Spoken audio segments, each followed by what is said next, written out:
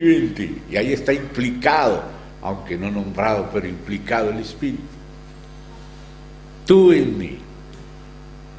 Toda la plenitud del Padre pasada al Hijo. Y el Hijo comparte todo con el Padre. Todo lo tuyo es mío y lo mío es tuyo. Hay una plenitud que fluye del Padre al Hijo y que el Hijo retorna al Padre. Una plenitud divina compartida entre el Padre y el Hijo, que proviene, que procede del Padre y del Hijo hacia nosotros, para involucrarnos en ese amor. Entonces ahora él dice, nosotros, respecto a la Trinidad, dice nosotros, que ellos sean uno. Nosotros, la Iglesia, uno, como nosotros, como la Trinidad. Ahora aparece la Trinidad divina, no solo como el modelo, sino como la dinámica, como el contenido, como la posibilidad de la Iglesia. Si no hubiera Trinidad, no habría Iglesia. ¿Qué es la Iglesia? La Trinidad incorporada entre nosotros. El Padre por el Hijo y el Padre y el Hijo por el Espíritu Santo, en nuestro espíritu, en nuestra alma, en el templo completo que cada uno de nosotros es, y haciéndonos uno, como la Trinidad es una. Entonces es demasiado práctico y fundamental tener de Dios una revelación, la revelación que el Espíritu ha dado a la Iglesia acerca de Dios gracias a Cristo. Por Cristo es que conocemos a Dios. Si Dios no tuviera un hijo, no sabríamos qué es el amor, qué es la lealtad, qué es la fidelidad, qué es la armonía, qué es el compañerismo, qué es la iglesia, qué es la familia, cómo una sociedad puede ser sana, puede ser justa, qué es la justicia, qué es el equilibrio. Nada se conocería si no hubiera Trinidad. De manera, hermanos, de que el hecho de que Dios tenga un hijo desde la eternidad es crucial, y eso es lo que escandaliza al judaísmo y es lo que escandaliza al Islam, los otros monoteísmos. Pero el monoteísmo cristiano es monoteísmo, sí, porque Dios no es tres dioses, es un solo Dios, pero el único Dios es Padre, Hijo y Espíritu Santo. Dios es un Dios trino. Y ahí es donde se revela lo que es el amor. Si Dios no fuera trino, el amor no sería lo que es, no tendría la estatura que de verdad tiene. Hermano, el verdadero amor es la Trinidad. Que ellos, la Iglesia, sean uno en nosotros.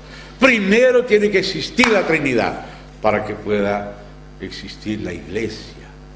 La unidad de la Iglesia es la Trinidad morando en nosotros, formándose en nosotros, haciéndonos partícipes de su naturaleza, la naturaleza divina. Después tenemos que volver a esos conceptos de naturaleza, que se refiere a los atributos comunicables de Dios, porque esencia, ousia en el griego, se refiere a los atributos incomunicables de Dios, propios de su esencia. La esencia es el determinante de las características de un ser. Lo que hace que Dios, sea divino, sea eterno, sea omnipotente, omnisciente, omnipresente, perfecto, etc., es su esencia. Y eso es lo que hace la diferencia entre el ser de Dios, que es eterno y autosuficiente, y el ser de las criaturas, que depende de Dios. Entonces la esencia de Dios implica los atributos incomunicables de Dios, que Dios no se los comunica a nadie, porque ninguna criatura que no fue siempre Dios va a poder ser Dios. Entonces la esencia es incomunicable.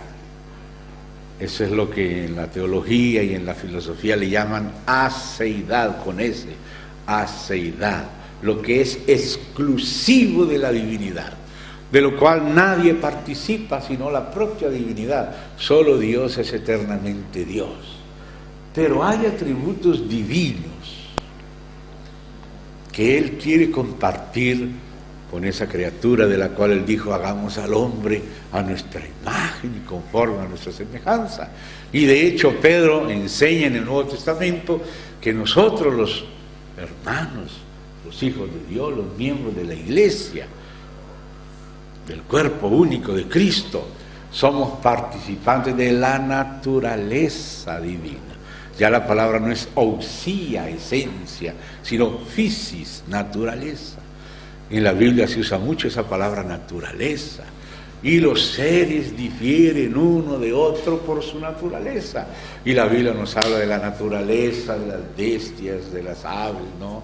La naturaleza humana, la naturaleza de las piedras, de los metales. Por eso dice que esos no son dioses por naturaleza. Y la naturaleza en Dios se refiere a los atributos comunicables de Dios. Nosotros, dice a Pedro, y Pedro a nosotros, somos participantes de la naturaleza divina. O sea que Dios sí quiso comunicarnos su naturaleza, que tengamos su carácter, su rectitud, su santidad, su amor. Entonces la naturaleza divina tiene que ver con atributos comunicables. La esencia divina tiene que ver con atributos incomunicables. Lo que es y será por siempre y eternamente, de eternidad a eternidad, exclusivo de Dios. Lo que hace en Dios que solo Él sea Dios.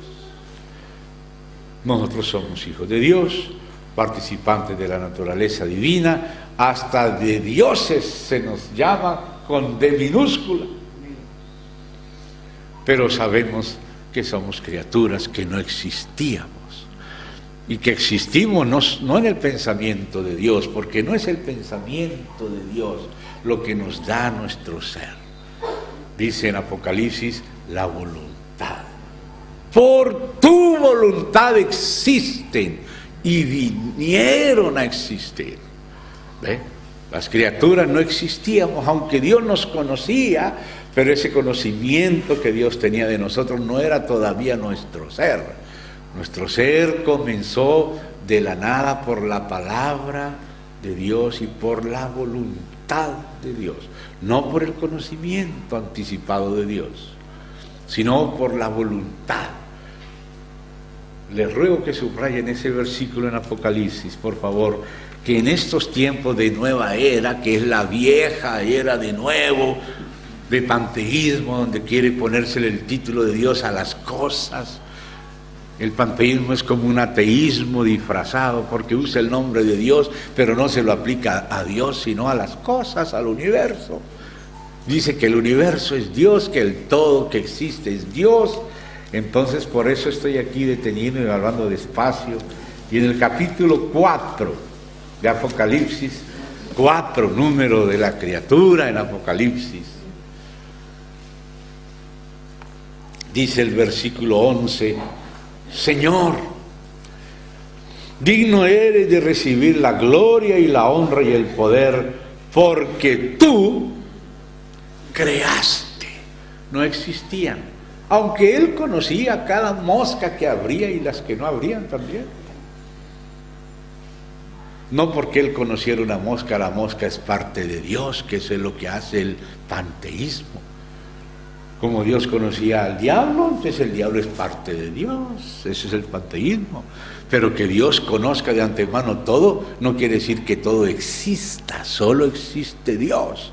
Y el conocimiento de Dios, y la omnisciencia de Dios, pero nada más. Las cosas no existen, sino son creadas, traídas al ser por la palabra y la voluntad de Dios, no por el conocimiento de Dios. Lo del conocimiento de Dios